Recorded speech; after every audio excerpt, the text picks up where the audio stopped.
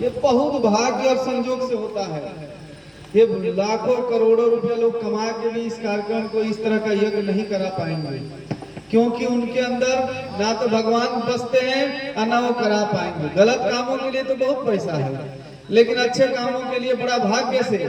तो चूंकि आपके गांव बहुत पवित्र, इस धरती पे मुझे भी आने का सौभाग्य प्राप्त हुआ, लेकिन मैं देख रहा हूँ सिंगड़वा में जब से मैं पैर रखा वहां से आया, मैं इससे पहले भी कंबल वितरण में आया था, तो मैं हाईवे से आया था, लेकिन यहाँ पे पूरे चौरी चौरा में आप लोग के गांव को एकदम छांट दिया गया है। विकास के मामले में 0-0-0 नंबर मैं दूंगा। और मुझे बहुत दुख हो रहा है इस बात का कि आप लोग के गांव भी चौरी चौरा में ही आता है, लेकिन ये गांव में कोई भी विकास नहीं है, आसपास कहीं भी नहीं है। मुझे लगता है कि 2-4 दिन अच्छे से बारिश आ जाए तो पता चल जाएगा कि बाइक वाले इधर गिरेंगे, साइकिल वाले उधर गिरेंगे, कार हम सीधे चलाएंगे, खेत में घुस जाएंगे। तो ये सब चीजें मेरा वादा है आप सबसे, मैं बहुत ज्यादा नहीं बोलूंगा।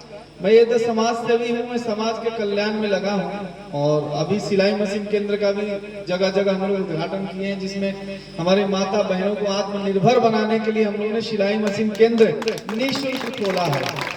और शुल्क निःशुल्क के अलावा भी हम लोग वो चीजें दे रहे हैं, सिखाने के बाद एक मशीन भी देंगे, ताकि जो बेटी हमारी सीखे, शादी के बाद भी जाए वहां तो 2 रुपए कमाए, किसी के सामने झुके नहीं इस गांव की बेटी।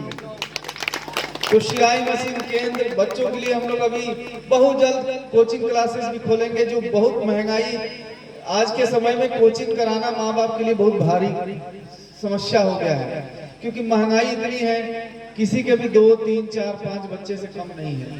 तो हर माँ बाप एक ही बच्चे को, जो एकदम गरीब लोग की हम बात बता रहे हैं, हम भी गरीबी से उठे इसलिए हम इस चीज को समझते हैं और इस दर्द को समझते हैं, इसलिए मैंने हर चीज का रिसर्च किया है। तो एक ही बच्चे को अच्छा school, convent school, English medium में कहीं पढ़ा पाते हैं, बाकी बच्चों को नहीं पढ़ा पाते। उसके लिए हम लोग भी एक नया योजना बना रहे हैं। जल्दी से जल्दी आप लोग के आसपास ही कोचिंग क्लासेस निःशुल्क खुलेगा, जिसमें आपके बच्चे जाएं, पढ़ें और हमारे क्षेत्र और हमारे राज्य का नाम को रोशन करें।